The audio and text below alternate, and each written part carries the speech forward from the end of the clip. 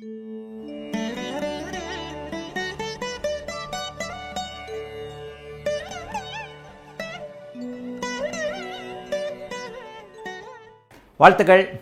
மாணவர்கள் அனைவருக்கும் ஞாயிறு மதிய நல்வாழ்த்துக்கள். இன்னைக்கு என்னன்னா குருவின் தோஷங்கள், குருவினுடைய குறைகள். குரு எப்போது குறைகளை தருவார், அவர் எந்த நிலைமையில் இருந்தால் நல்லதை தருவார்னு பார்த்துருக்குறோம். இதை சமமாக கலந்து பார்ப்போம். டாக்டர் வி.எம். ரோகிணி கொடுத்தது குருவின் கேந்திர ஆதிபத்திய தோஷத்திற்கான விதிகளையும் விளைவுகளையும் விதி விளக்குகளையும் 4, 7, 10ஆம் இடங்களோடு தனித்தனியாக விளக்கம் தாருங்கள். இந்த கேந்திர ஆதிபத்திய தோஷம், பாதகாதிபதி தோஷம், கேந்திர மாரக பாதக அதிபதிகளுடைய தோஷ அமைப்புகளை நிறைய பேர், இது ஜோதிடத்தில் மிக நுணுக்கமான ஒன்று. ஒரே ஒரு நிமிஷம் சொல்லுங்கள் சார். வணக்கம் சார். சரி சரி okay okay okay okay thank you, ரொம்ப தேங்க்ஸ். ஓகே, ஆக டாக்டர் வி.எம். ரோகிணி கொடுத்த மாதிரி அந்த ஆதிபத்திய கேந்திராதிபத்திய பாதகாதிபத்திய மாரகாதிபத்திய தோஷ அமைப்புகள் அவங்க கேட்டிருக்கிறது கேந்திராதிபத்தியம் தான். ஆனால் சில நுணுக்கமான விஷயங்களை நம்ம லைவில் எல்லாத்துலேயுமே நான் எடுத்து சொல்லிக்கிட்டு இருக்கிறேன். சில விஷயங்கள் ஜோதிடத்தில் பொதுப்படையானவைகள் அல்ல. எல்லா நிலைகள்லையும் ஜோதிடத்தில் நுணுக்கமாக பார்க்க வேண்டிய சாஸ்திரம் இது. அதாவது குரு எப்போது தோஷம் தருவார், குருவின் தோஷங்கள் அப்படிங்கிறது இப்போ நம்ம தலைப்பாக வச்சுக்கலாம். கடுமையான பலன்களை அவர் எப்போது தருகிறார், நல்லா தான் இருக்கிற மாதிரி இருக்கு, இந்த மாதிரி ஆயிடுச்சே என்கின்ற மாதிரியாக கடுமையான பலன்கள். எனக்கு ஒரு 10-20 வருஷமாக நல்ல பழக்கம். ஒருவர் ஒரு 10-20 வருஷம் ஜோதிடத்தில் என் கூட டிஸ்கஸ் பண்ணுவார். 20 ஒரு 30 வருடங்களுக்கு முன்பாகவே ஒரு இரட்டை நண்பர்களாக 2 பேர் எனக்கு அறிமுகமாகி வேறு வேறு துறையைச் சேர்ந்தவர். அதில் ஒருவர் அடிக்கடி என்கிட்ட ரொம்ப இது பண்ணுவார், டிஸ்கஸ் பண்ணுவார்.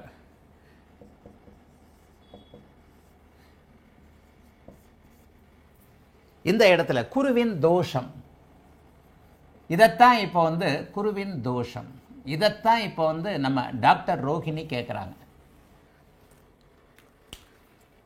இவர் ஒரு 20-30 வருஷமான நண்பர். ஒரு 10 வருடத்திற்கு முன்பாக அவருடைய குரு தசையை இப்படி பார்த்துட்டு ராகுதசை செவ்வாய் புக்தியில் அவருடைய ஜாதகத்தை பார்க்கும்போது ராகுதசை செவ்வாய் புக்தியில் கடுமையான ஒரு கஷ்டத்தை அடைந்து கொண்டிருந்தார். அப்போ கடுமையான ஒரு கஷ்டத்தை அவர் அடையும் போது ஜாதகம் பார்க்கும்போது அவர் கேட்காமலேயே ஒரு பலன் சொன்னேன். என்னடா டக்குன்னு ஒரு மாதிரியாக எனக்கு இந்த இடம் தெரிஞ்சது. இந்த இடத்துல 7ஆம் இடத்துல இப்படி இருக்கிறாரு, பாவக அமைப்புகள் அப்படி இப்படின்ட்டு எல்லாத்தையுமே அப்போ கொஞ்சம் பாவக அமைப்புகளையும் கவனிப்பது ஒரு வழக்கம். இந்த மாதிரி பார்க்கும்போது எனக்கு பட்டென்று ஒன்று நடந்து, மனைவி என்ன பண்ணுறாங்க, எப்படி இருக்கிறாங்க அப்படின்னு கேட்டேன். ராகுதசை செவ்வாய் புக்தியில் அவருக்கு கடுமையான பணப்பிரச்சனைகள், கடன் பிரச்சனைகள், அசிங்கம், வீடு தேடி கடன்காரர்கள் கொண்டிருக்கின்ற சூழ்நிலையில் இவருக்கு ராகுதசை செவ்வாய் புக்தி முடிஞ்ச குருதசை ஆரம்பிக்கும் போது அவருக்கும் இயல்பாக குருதசை எனக்கு என்ன செய்யும் அப்படி இப்படின்னு கேட்டுக்கிட்டு இருந்தார். ராகுதசை செவ்வாய் புக்தி வரைக்குமே இந்த இடத்துல உங்களுக்கு பிரச்சனைகள் தீரவே தீராது. ராகுதசையில் சூரிய சந்திர செவ்வாய் புக்திகள் உங்களை போட்டு படுத்து எடுத்துக்கிட்டு இருக்கு. செவ்வாய் அட்டமாதிபதி என்பதால் உங்களுக்கு அசிங்கம் கொண்டு இருக்கிறது.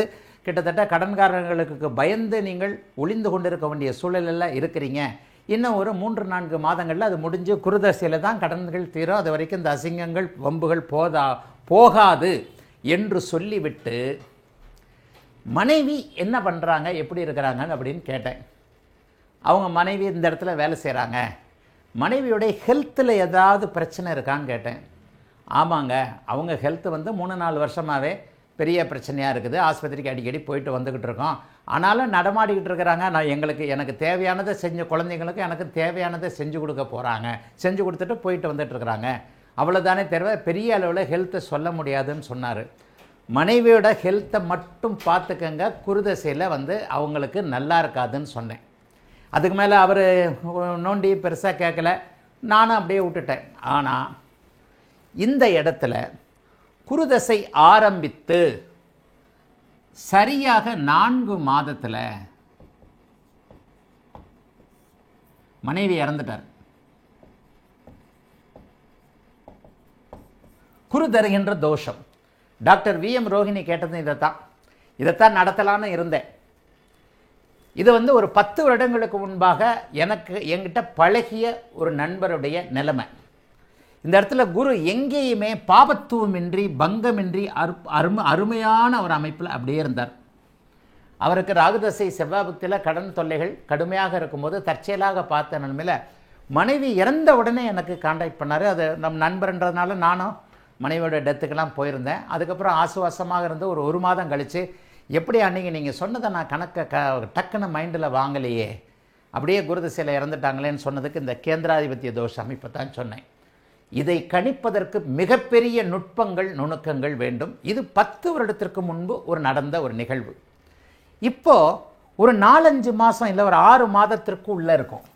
ஒரு 6 மாதத்திற்கு உள்ளாக இதே கன்னி லக்னம் குரு இந்த நிலைமையில் எந்த விதமான பங்கமும் இல்லாமல் ஒருவருக்கு குருதசை ஆரம்பம். குருதசை சுயபுக்தியில் இதை ஒரு வீடியோவில் இதிலே ஒன்று பேசியிருக்கிறேன். இந்த குருதசை சுயபுக்தி இந்த குருதசை சுயபுக்தியில் அவர் ஒரு 6 மாதத்திற்கு முன்பாக இருக்கும். அவர் வீடியோ போட்டனா அல்லது வீடியோவாக பேசினானான்னு தெரியல. ஃபஸ்ட்டு எடுப்புலேயே நான் ப்ரெடிக்ஷனில் குருதசை ஆரம்பிச்சிருச்சே, குருதசை அதீத அமைப்பில் பங்கப்படாமல் இருக்குதே, அம்மாவை பாதிச்சிருக்குமேன்னு கேட்டேன். ஓன்னு அழுதுட்டார் அவர். குருஜி அம்மா இறந்து 3 மாதம் ஆச்சுன்னார். இப்போ ஒரு 6 மாதத்துக்கு முன்னாடி, 6 மாதம் இருக்கும், அதுக்கு மேலே கூட இருக்கும். இந்த இதை பார்த்த உடனேயே அவர் ஒரு 30-40 வயது இளைஞர். 4ஆம் இடத்தில் அப்போது அவருக்கு குருதசை சுயபக்தி தான் நடந்துக்கிட்டு இருக்கு. நான் எடுப்புலேயே குருதசை வந்திருக்கே, அம்மாவை பாதிச்சிருக்குமே அப்படின்னோடனே ஓன்னு அழுதுட்டார். குருஜி நல்லா இருந்த அம்மா 3 மாதத்துக்கு முன்னாடி இறந்துட்டாங்க. நல்லா இருந்த அம்மா. நான் ஃபஸ்ட்டு ப்ரிடிக்ஷனில் எடுத்தவுடனே இந்த லக்னம் அந்த லக்னம் அப்படின்னு ஒரு மாதிரி பார்த்துட்டு, தற்போது குருதசை சுயபக்தி உங்களுக்கு நடந்துக்கிட்டு இருக்கேன், ஆமாம் குருதசை உங்களை அம்மாவை பாதிச்சிருக்குமே, அம்மா என்ன பண்ணுறாங்க அப்படின்னு தான் என்னுடைய முதல் கேள்வியே. அம்மாவை பாதித்திருக்குமே, அம்மா வந்து என்ன பண்ணுறாங்கன்ட்டு உடனே அந்த இளைஞர் 30 வயது 40 வயதுக்குள்ளே இருக்கக்கூடிய அந்த இளைஞர் என்று கதறி எழுதார். ஏன்னு சொன்னால் அவருக்கு அநேகமாக நான் ஏதோ சந்திரனும் வலுத்திருக்க பார்த்தது. 4ஆம் இடத்துல குரு வலுத்திருந்து சந்திரனும் வலுவாக இருந்தால் தாய் மேலே பயங்கரமான பாசகாரனாக இருப்பாப்புல. அம்மாவை பாதிச்சிருக்குமே, அம்மா என்ன பண்ணுறாங்கன்னு கேட்டவுடனே அழுதுட்டு தான் சொன்னார். குருஜி 3 மாதத்தில் அம்மா நல்லா இருந்த அம்மா 3 மாதத்துக்கு முன்னாடி 10 நிமிஷம் ஆச்சு அவரை தேத்துறதுக்கே. நல்லா இருந்த அம்மா 3 மாதத்துக்கு முன்னாடி இறந்துட்டாங்க, நல்லா இருந்த அம்மா 3 மாதத்துக்கு இறந்துட்டாங்க, இதே திருப்பி சொல்லிக்கிட்டு இருந்தார். ஆக இந்த இடத்துல 4ஆம் இடம். 7ஆம் இடத்திற்கே இன்னும் ஒன்று. இந்த இடத்துல பாருங்க, கன்னியா லக்னத்திற்கு 7ஆம் இடத்தில் இருக்கக்கூடிய இந்த அமைப்பு, கன்னியா லக்னத்திற்கு 7ஆம் இடத்தில் இருக்கக்கூடிய இந்த அமைப்பு, இது கேந்திராதிபத்திய தோஷம் அப்படிங்கிற அமைப்பில் அவருடைய மனைவியாக பாதித்தது. இந்த இடத்துல கேந்திராதிபத்திய தோஷம் என்கின்ற அமைப்பில் முன்கூட்டியே கணிக்க முடிஞ்சது. என்னுடைய உறவுகள்லேயே மிதுன லக்னத்தில் புதன் 4ஆம் இடத்துல புதன் உச்சமான ஒருவர், அதாவது எந்த நேரத்தில் கிரகங்கள் உயிர் காரகத்துவத்தை பாதிக்கின்றன, ஜட காரகத்துவத்தை பாதிக்கின்றன என்பதை நுட்பமாக கணித்து மாணவர்கள் அறிய வேண்டும். இந்த வகுப்பு குரு தருகின்ற தோஷத்தை பொறுத்தது. இந்த 2 இடத்துலையும் பாருங்கள் உறவுகளை பாதிச்சிருக்கு. இது 6 மாதத்திற்கு முன்னாடி நடந்தது, இது 10 வருடத்திற்கு முன்பு நடந்தது. குருதசை சுயபுக்தியில் முதல் 5 மாதம் அந்த சுய அந்தரத்திற்குள்ளேயே மனைவியை பாதித்தது. அந்த முதல் 5 மாதத்திற்குள்ளேயே அம்மாவை பாதித்தது. நம்ம எல்லாருக்கும் தெரிஞ்ச ஒருவரை அவரையே பாதித்தது. அவர் வந்து ஜெயலலிதா. நம்ம எல்லாருக்கும் தெரிஞ்ச ஒருத்தரை அதே 7ஆம் இடம் அவருடைய கணவனை பாதிக்கலை. ஏன்னா அவருக்கு குடும்ப வாழ்க்கையே அது கெடுத்துருச்சு. இந்த இடத்துல வெறும் கேந்திர அதிபதி தோஷமாக அமைந்திருந்த கன்னியா லக்னத்திற்கு வெறும் கேந்திர அதிபதி தோஷமாக பாதிப்புகளை கொடுத்த இந்த குரு அதே செல்வி ஜெயலலிதா அம்மா அவர்களுக்கு கேந்திர பாதக அதிபதியாக 2ஐயும் செஞ்சது. கேந்திர ஆதிபத்திய தோஷத்தையும் பாதக அதிபதி தோஷத்தையும் இந்த 2ஐயும் சேர்த்தே செஞ்சது. அவரே இங்கே மாரகாதிபதியாகவும் செயல்பட்டார். இதில் என்ன நுணுக்கமான விஷயத்தை நம்ம சொல்ல முடியும்? இந்த இடத்துல குரு ஆட்சி, இந்த இடத்துல குரு மூலத்திரிகோணம், இந்த இடத்துல சஷ்டாஷ்டக அமைப்போல நான் சொல்லுவேன். ஜெயலலிதா அம்மையார் அவர்கள், புரட்சி தலைவி அவர்கள் குருதசை சனி புக்தியில் அவங்க இறந்து போனாங்க. இந்த இடத்துல கேந்திர அதிபதியாக அவர் இருந்து அவருக்கு நிலையான ஒரு கணவன் என்கின்ற குடும்ப அமைப்பை அவர் தரவில்லை. அதே மாதிரி பாதக அதிபதியாக அவர் செயல்பட்டு, இந்த பாதகம் என்பது என்னன்னா ஒரு மிகப்பெரிய சூழல்ல உயிரை பறிப்பது. பாதகம் ஒரு பெரிய வெற்றியை கொடுத்து ஜனங்க கிட்ட ஒரு சிம்பதியை கொடுக்குற மாதிரி ஒரு பாதக அதிபதியாக, மார அதிபதியாக அவர் செயல்பட்டார். இந்த இடத்துல எல்லாத்துலேயுமே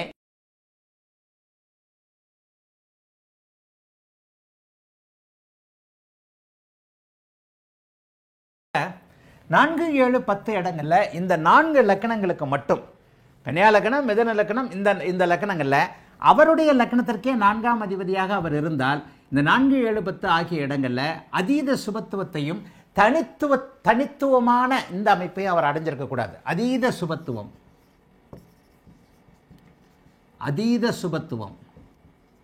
சந்திராஷ்டம சந்திர அதியோகம் விதிவிலக்கு.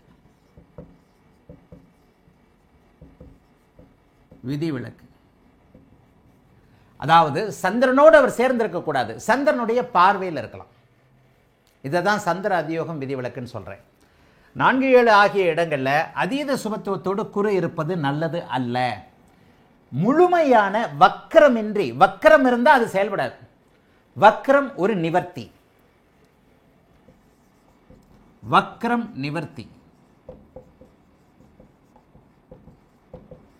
இந்த இடத்துல அவர் வக்கரமாக இருக்கும் பொழுது கேந்திர ஆதிபத்திய தோஷத்தை செயல்படுத்த மாட்டார். பொதுவாகவே வக்கரம் என்கின்ற சேஷ்ட பலத்தில் சுபர்கள் இருக்கும் பொழுது தன்னுடைய காரகத்துவத்தை அதிகப்படுத்தி தருவார்கள் அப்படின்னு பொதுப்படையாக சொல்லப்பட்டிருக்கு. அதெல்லாம் உண்மை இல்லைங்க. அதை நான் நிறைய இடங்களில் பார்த்துட்டேன். அப்படிலாம் சரியாக வரல. தன்னுடைய காரகத்துவங்கள்னா நான் ஏகப்பட்ட பிள்ளைங்களை கொடுப்பாரு, ஏகப்பட்ட கோடிகளை கொடுப்பாருன்னு சொல்ல முடியாது. ஏன்னா மற்ற கோடிகளை கொடுப்பதும் பிள்ளைகளை கொடுப்பதும் மற்ற அமைப்புகளோடு சேர்ந்தது. ஆனால் நம்முடைய மூல நூல்களில் சேஷ்டபலம் என்கின்ற வக்கரத்தை பற்றி சொல்லும் பொழுது சுபர்கள் காரகத்துவத்தை அதிகப்படுத்தியும் பாபர்கள் காரகத்துவத்தை குறைத்தும் கொடுப்பார்கள் என்பதாக சொல்லப்பட்டிருக்கிறது. அது சரியா வரல. ஷட்பலத்தில் உள்ள இன்னும் ஒன்று. அப்போ இந்த இடத்துல வக்கரம் அடைவது நிவர்த்தி.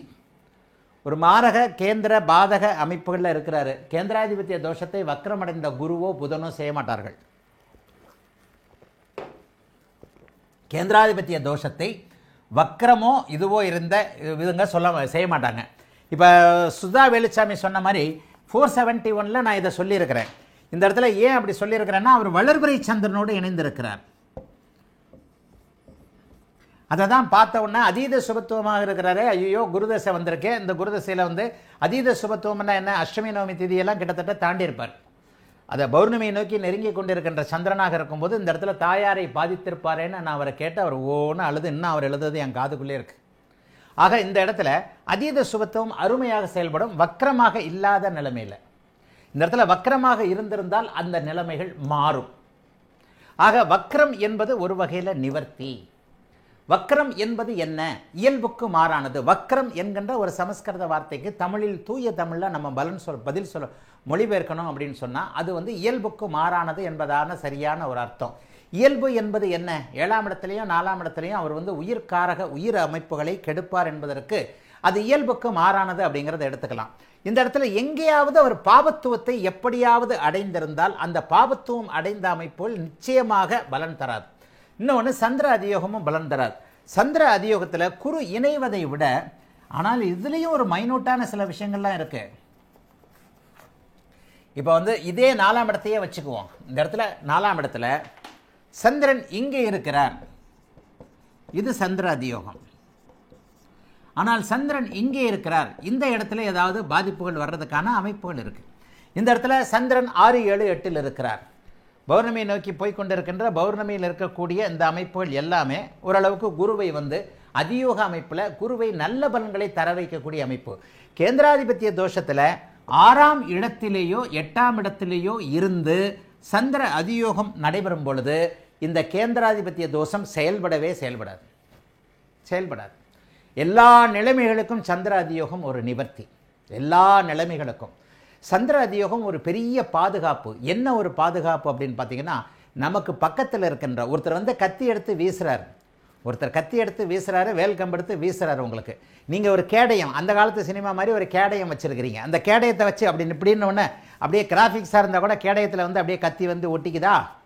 கிராஃபிக்ஸே பண்ண வேண்டாம். ஒருத்தன் கத்தி எடுத்து குத்த வர்றான் அல்லது தூர வீசுகிறான், நீங்கள் கேடயத்தை பிடிச்சிக்கிட்டீங்கன்னா கத்தி உங்கள் உடம்புல படாமல் தடுத்துக்குது. எல்லா நிலைமைகள்லையும் இந்த சந்திர அதியோகத்துடைய அதியற்புத பலன்களை நான் பார்த்திருக்கிறேன். உங்களுடைய ஆசானாகிய நான் இந்த சந்திர அதியோகத்தை மிகச்சிறந்த இடங்களில் அருமையாக பலன் சொல்ல உபயோகப்படுத்துகிறேன் என்பதை உங்களுக்கு நல்லா தெரிஞ்சிருக்கும்.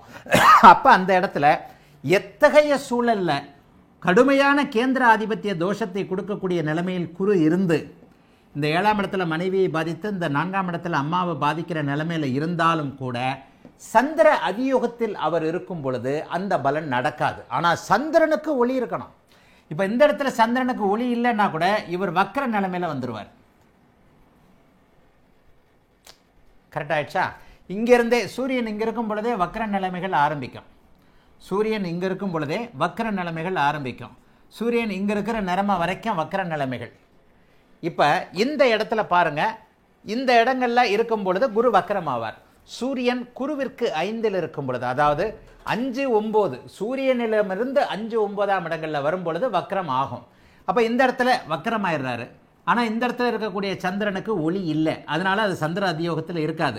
ஆனால் வக்கரம் அடைஞ்சதுனால அவர் நிவர்த்தி அடைஞ்சிருவார். ஆக கேந்திராதிபத்திய தோஷம் என்பது நுணுக்கமாக பார்க்க வேண்டியது. வக்கரத்தில் அவர் கேந்திராதிபத்திய தோஷத்தை செயல்படுத்த மாட்டார். சந்திர அதியோகம் என்கின்ற ஒளிச்சந்திரனாக இருக்கும்போது அவர் கேந்திராதிபத்திய தோஷத்தை செயல்படுத்த மாட்டார். அதே நேரத்தில் வளர்வரை சந்திரனாக பௌர்ணமியை நோக்கி நெருங்கி கிட்டத்தட்ட அரை வட்டத்திலிருந்து முழு வட்டத்திற்கு மாறக்கூடிய அஷ்டமி நவமி திதிகள், சப்தமியிலிருந்தே வந்துடுவார் அவர்.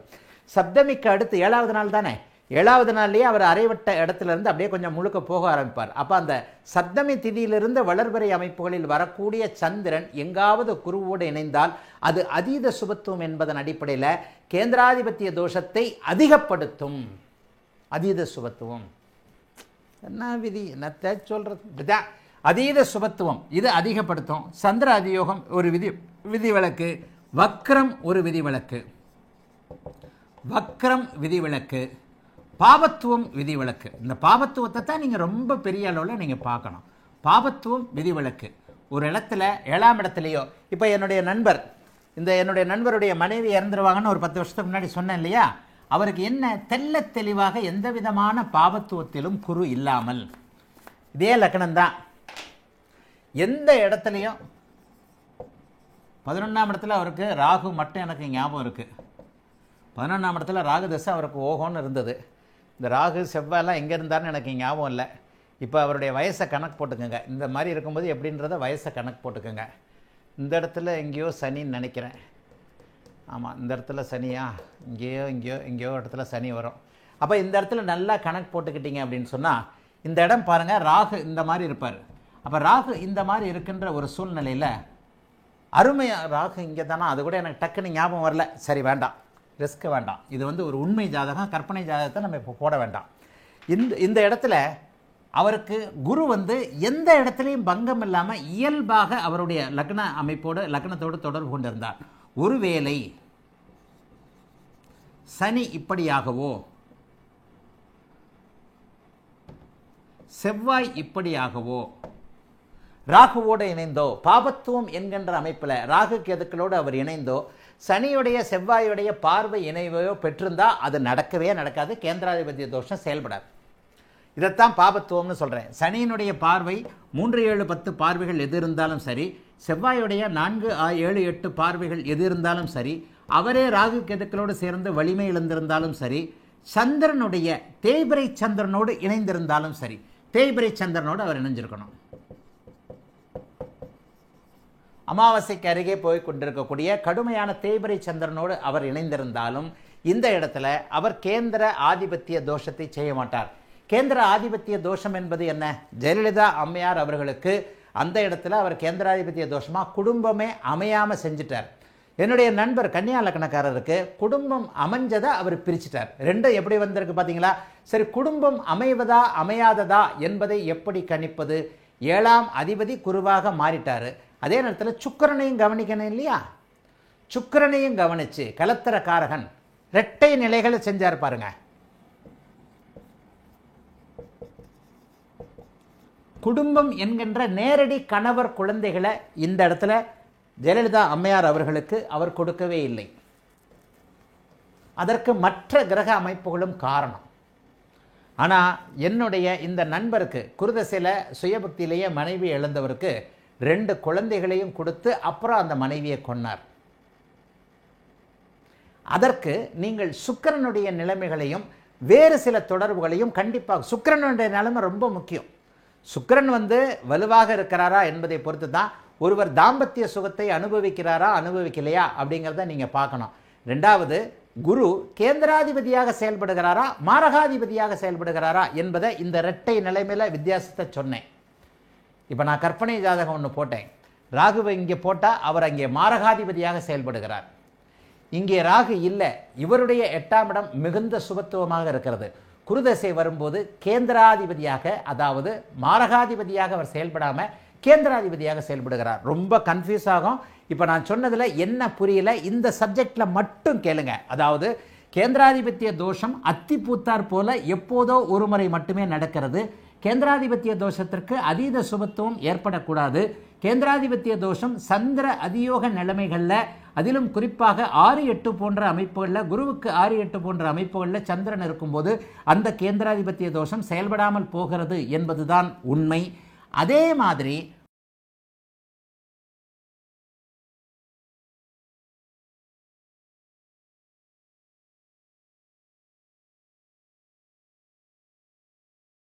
இப்போ தனுசு லக்னம்னு வைங்க.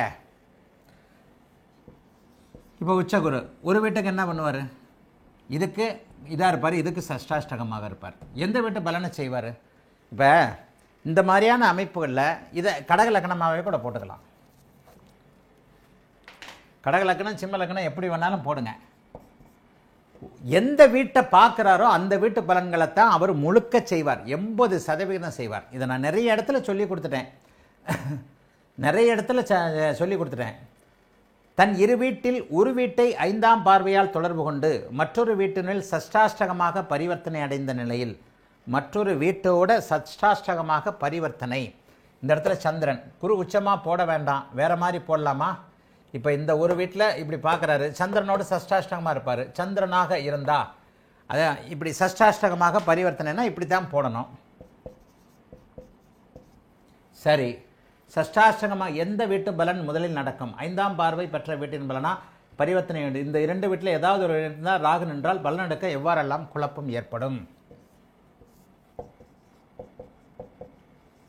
சரி, கன்னியா லக்னம் 11இல் குரு உச்சம். இதுதான் ராஜேஷ் பண்றாஸ் கேட்கக்கூடிய கேள்வி. குரு ஒரு வீட்டோடு தொடர்பு கொள்ளுகிறார். வாங்க வாங்க வாங்க, என்ன ஆச்சு இன்னைக்கு? ஃபோட்டோகிராஃபர் திருச்செங்கோடு தான் இப்போ சொல்லுவார், நம்ம ஜெயக்குமார் தான். ஐயா ஏதோ கேமராவில் பிரச்சனை இருக்குங்கய்யான்னு. புது பில்டிங் ஒன்று கட்டிக்கிட்டு இருக்கேன், எல்லா செட்டப்பையும் மாற்றுறேன். வேறு கேமரா, ரெக்கார்டட் கேமரா, ஸ்டுடியோ கேமராவே வாங்க போகிறோம். செப்டம்பர் மாதம் புது பில்டிங் கிரகப்பிரவேசம். அதில் ஒரு கிளாஸ் நடத்துறதுக்குனே தனியாக ஒரு ரூமு, ஒரு ஸ்டூடியோலாம் பெருசாக செட் பண்ணியிருக்கிறேன். பார்க்கலாம், இந்த கேமராலாம் மாற்றிடலாம். ஆனால் இந்த கேமராவும் நல்ல கேமரா தான். சரி, ராஜேஷ் பொன்ராஜோட கேள்வி. இரு ஆதிபத்தியம் உள்ள குரு ஒரு வீட்டோடு தொடர்பு கொண்டு இன்னொரு வீட்டோடு பரிவர்த்தனையாகி ஒரு வீடு பாபத்துவமாக இருந்தால் என்ன பலன்? இதான் ராஜேஷ் பொன்ராஜோட கேள்வி. நல்ல கேள்வி தான். இதில் இரு வீட்டில் ஏதாவது ஒரு வீட்டில் ராகு நின்றால் பலன் எடுக்க எவ்வாறெல்லாம் குழப்பம் ஏற்படும்? நல்ல கேள்வி இது. இப்போ இந்த இடத்துல கேந்திராதிபத்திய தோஷத்தை அவர் செய்ய மாட்டார். கேந்திராதிபதி கேந்திர வீட்டில் இல்லை, கேந்திராதிபதி கேந்திர வீட்டில் இல்லை. இப்போ இந்த இடத்துல அப்படியே பாருங்கள், 11ஆம் அதிபதியோடு அவர் பரிவர்த்தனையாகி இருக்கிறார். இந்த இடத்துல பார்த்தீங்க அப்படின்னு சொன்னால், முதலில் பாபத்துவம் பிறகு சுபத்துவம் என்கின்ற அமைப்பு இங்கே 7ஆம் பாவகத்திற்கு ஏற்படுகிறது. 7ஆம் பாவகத்தில் ராகு நின்னா கொஞ்சம் தாமத திருமணம், சொந்தக்கார பெண்ணை கல்யாணம் பண்ண முடியாத ஒரு சூழல். சொந்தக்கார பெண்ணை கல்யாணம் பண்ண முடியாமல் அசல் போன்ற அமைப்புகளில். இதற்கடுத்து சுக்கிரனுடைய நிலைமையை நீங்கள் பார்த்துடணும். சுக்கிரன் எப்படி இருக்கிறார்? சுக்கிரனே ஒருவேளை பாதிக்கப்பட்டிருக்கிறாரு. சரி, இப்போ இந்த இடத்துல சந்திரனை எப்படி போடலாம்? அமாவாசை சந்திரன் வைங்க, அமாவாசை சந்திரன் கூட இப்போ சுக்கிரன் இருந்தார்னா பாதிப்பு தான். எல்லாத்தையும் பார்க்கணும், எல்லா நிலைமையிலையும் பார்க்கணும். இப்போ இந்த இடத்துல குருதசை இருந்தால் மறுபடியும் இங்கே குருதசை வரத்தான் செய்யும். ஒரு 40 இந்த இடத்துல குருதசை என்ன பண்ணும்? மனைவியை பாதிக்காது. 7ஆம் இடத்துல இருந்தால் தான் மனைவியை பாதிப்பாரே தவிர 7ஆம் பாவகத்தை பார்க்கும் பொழுது அவர் 7ஆம் பாவக அமைப்புகளை அவர் வலுப்படுத்தவே செய்வார். 7ஆம் பாவக அமைப்புகளை அவர் வலுப்படுத்துவார். இந்த இடத்துல ராகுதசை மனைவியை கெடுக்கும். முதலில் மனைவியை கெடுத்து அதுக்காக உயிரை கெடுக்காமல், சுக்கிரனை வேற பாதிப்பாக போட்டேன், உயிரை இது பண்ணாமல் இதை உயிரை எடுக்காமல் மனைவியால் நலி என்று சொல்லப்படக்கூடிய மருத்துவ செலவுகள் இந்த மாதிரியான அமைப்புல ராகு இருந்த வீட்டின் அமைப்பை, இருந்த வீட்டை கெடுத்து தான் ராகு பலன் தருவார். ஒரு எல்லாமே ஜோதிடத்தில் பின்னி பிணைந்தது. குருதசைக்கு முன்னாடி ராகுதசை வந்திருக்கும். இப்போ இந்த ராகுதசைக்கு செவ்வாய் பார்வை இருக்கிறதா போட்டுருவோம், இங்கிருந்தே போட்டுருவோம். நேருக்கு நேராக செவ்வாயும் பார்க்குது, குருவும் பார்க்குது. ராகு அட்டமாதிபதியின் பார்வையில் இருக்கிறார். ராகு தசை வந்த உடனே இவருக்கு மனைவிக்கு ஏதாவது பிரச்சனை, மனைவியால் பிரச்சனை, மனைவியே பிரச்சனை என்பது போன்ற அமைப்புகளை தான் அவர் செய்வார். குருதசையில் அதெல்லாம் எடுத்துருவார். குருதசையில் 7ஆம் பாவகத்திற்கு குருவின் தொடர்பு வந்து விடுகிறது. பரிவர்த்தனையான அமைப்புகளில் இருக்கிறார். இந்த இடத்துல என்னதான் பரிவர்த்தனை ஆனாலும் தான் எந்த வீட்டிற்கு கோண கேந்திரத்தில் இருக்கிறாரோ, எந்த வீட்டிற்கு கோண கேந்திரத்தில் இருக்கிறாரோ அந்த வீட்டு பலனைத்தான் குரு இரு ஆதிபத்தியம் உள்ள கிரகங்கள் செய்யும். மறைஞ்ச வீட்டோட கிரகங்களுடைய பலனை செய்யாது. இந்த இடத்துல 20% 4ஆம் வீட்டு பலனை அவருடைய தசையில் செய்கிறது அமைப்பு. 20% தான் அவருடைய தசையில் செய்வார். ஆனால் 4ஆம் அதிபதி உச்சமாக இருக்கின்ற காரணத்தினால் வலுவான தாயாரை அவர் கொண்டிருப்பார். அடுத்து சந்திரனுடைய நிலைமையை பார்த்தோம். குருவும் சந்திரனும் பரிவர்த்தனையாக இருக்கிறாங்க. கன்னியா லக்னமாக போட்டிருக்கேன். 4ஆம் அதிபதி வலுவாக இருக்கிறார். ஆனால் குரு தசையில் 7ஆம் வீட்டு பலன்கள் தான் நடக்கும், பாபத்துவமான பலன்கள் நடக்கும். முதலில் பாபத்துவம், பிறகு சுபத்துவம். இந்த குருதசையில் அதுக்கடுத்து குருதசையில் சனி என்னங்க செய்யும்? இந்த முதல் பாபத்துவம் எப்படி பலன் தரும்? ஒருவேளை சனியே 6ஆம் இடத்துல இருந்தா முதலில் பாபத்துவம் பிறகு சுபத்துவம் என்பது எப்படி வேலை செய்யும்? குருதசையில் சனி புக்தியில் மனைவிக்கு பாதிப்புகள் ஏற்படும், மனைவியால் மருத்துவ செலவுகள் ஏற்படும். ஏன்னா குருவும் சனியும் சஷ்டாஷ்டகமாக இருக்கிறாங்க. குருதசை சுயபுக்தியிலேயே மனைவிக்கு ஏதாவது மனைவியால் பிரச்சனைகள் ஏற்பட ஆரம்பிக்கும். முதல்ல பாபத்துவம் தானே, அப்புறம் தானே சுபத்துவம். புதனை இங்கே தானே போடணும். புதன் புக்தியில் அவருக்கு கிளியர் ஆகும். ஏன்னா குருவும் புதனும் நேருக்கு நேராக இருக்கிறார்கள். புதன் லக்னாதிபதியாக இருக்கிறார். குருவின் பார்வை பெற்ற லக்னாதிபதி நிம்மதியை தருவார். குருதசை புதன் பக்தி, குருதசை சனி பக்தி. ஒரு முதலில் பாபத்துவம் என்பது எப்போது நடக்கும்? ஒருவேளை இப்படி இருந்தா, இப்போ அதை அப்படியே மாற்றி போட்டுட்டேன். சனியை சஷ்டாஷ்டகமாக, குருவுக்கு சஷ்டாஷ்டகமாக போட்டிருந்தேன். இப்போ சனியை நேருக்கு நேரம் கீழே இறக்கி புதன் தசை சூரியன் புதன் சுக்கிரனை சஷ்டாஷ்டகமாக போட்டுட்டேன். இப்போ என்ன நடக்கும்? குருதசை சனி புக்தியில் மனைவிக்கு எந்த விஷயமும் எந்த பெரிய விஷயங்களும் நடக்காது. ஆனால் குருதசை புதன் புக்தியில் ராகுவின் அந்தரம் போன்ற அமைப்புகளில் குருதசை புதன் புக்தியிலிருந்து புதன் புக்தி, கேது புக்தி, சுக்கிர புக்தி மூணுமே மனைவியை பாதிக்கும். 7ஆம் இடத்தை தான் பாதிக்கும், 4ஆம் இடத்தை பாதிக்காது.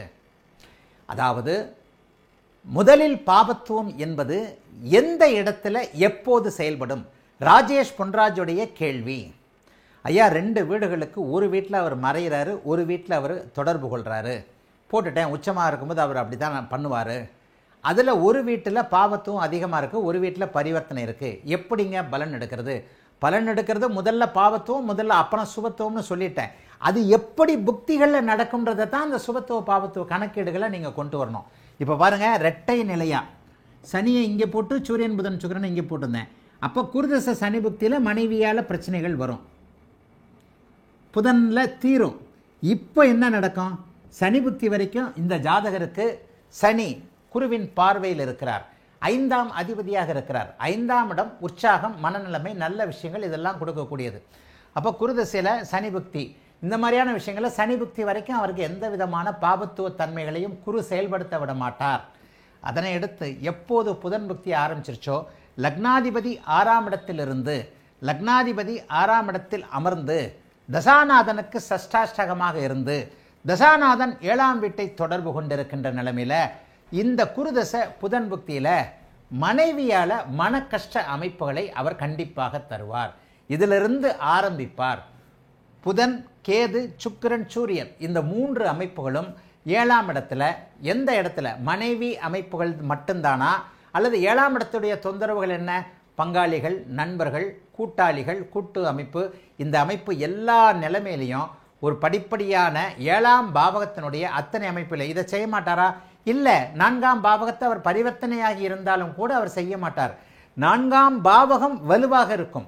ஏன்னா 4ஆம் பாவகாதிபதி உச்சமாக இருக்கிறார். 4ஆம் பாவகாதிபதி உச்சமாக இருக்கும் பொழுது வலுத்த தாயார் இருப்பார். வலுத்த தாயாருடைய சொத்துக்கள், பத்துக்கள், வலுத்த தாயாருடன் பிறந்த சித்தி, பெரியம்மா, தாய்மாமன் போன்ற தாய்மாமன் நீங்கள் புதனை பார்த்துடணும். அப்போ அந்த தொடர்புகள் அவருக்கு நன்றாகவே இருக்கும். தாயார் உயிரோடே இருப்பார். இந்த இடத்துல 4ஆம் இடத்துல இருந்தால் தான் தாயார் இறந்து போவார் கேந்திராதிபத்திய தோஷத்தின் காரணமாக. இங்கே குரு 2 ஆதிபத்தியங்களுக்கு, ஒரு ஆதிபத்தியத்திற்கு கோணத்திலும் ஒரு ஆதிபத்தியத்தை தொடர்பு கொண்டும் இன்னொரு ஆதிபத்தியத்திற்கு மறைந்தும் இருக்கின்ற நிலைமையில